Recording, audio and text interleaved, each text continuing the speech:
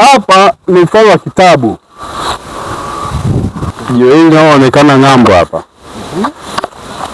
ng'ambo pale, jiwe hili lina taswira, ni taswira zaidi ya kadha, lakini taswira hizo zina reflect social reality, kwamba hiki ni mfano wa kitabu, nikiwa na maana upande wa juu kuna kingo, lakini upande wa huku pia kuna kingo. Pia hili jiwe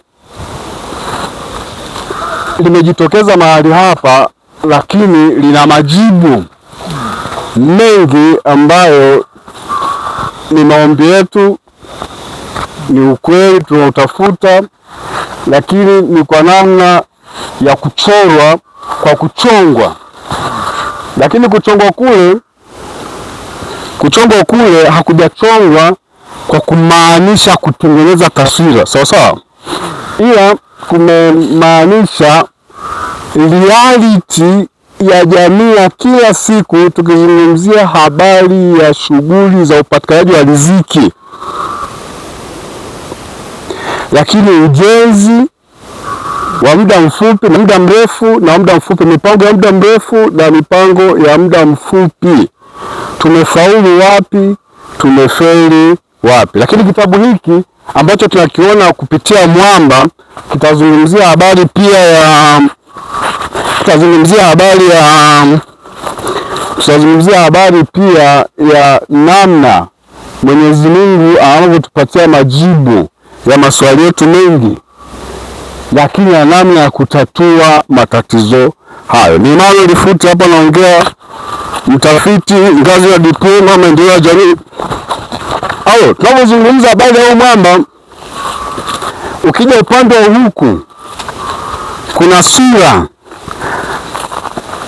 sura kadha ambazo zinapia kwenye huu mwamba ambazo tutazionyesha kama ikija mazingira haya. Lakini mazingira haya pia tunajifunza kuwa licha ya kwamba ina taswira,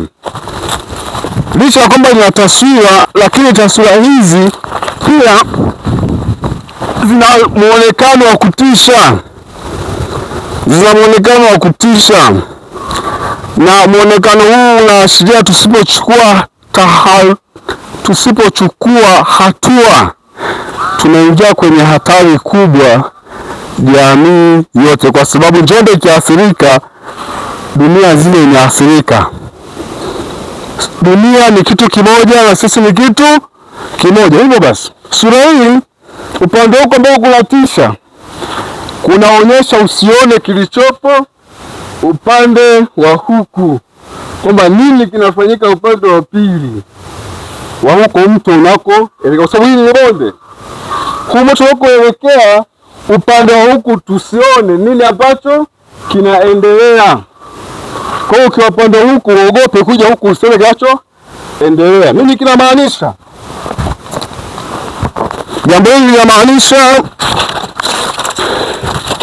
Jambo hili linafanana sana na vitu vingi ambavyo vinafanyika kwenye jamii katika mifumo ya asili na kusababisha uharibifu mkubwa. Maandiko yanasema, mna macho lakini hamuoni, mnasikia pia hamuoni, hamsikii, mna masikio lakini hamsikii. Maneno haya yanamaanisha hivi, kuna vitu vingi tunaviona kwa macho lakini tumepigwa upofu na shughuli nyingi na mambo mengi yametusonda kiasi kwamba hatuoni na hatari yake ni kubwa kwenye jamii. Huu ni mfano wa kitabu kama novel nyingi ambazo zinasisimua, lakini hiki ni kitabu ambacho ni kwa namna ya uumbaji wa Mungu wa pekee ambao anaweza kuionyesha jamii kupitia miamba. Ndipo Kristo aliposema, nitainua mawe yanisifu. Amekamata hapa ni mfano wa kitabu.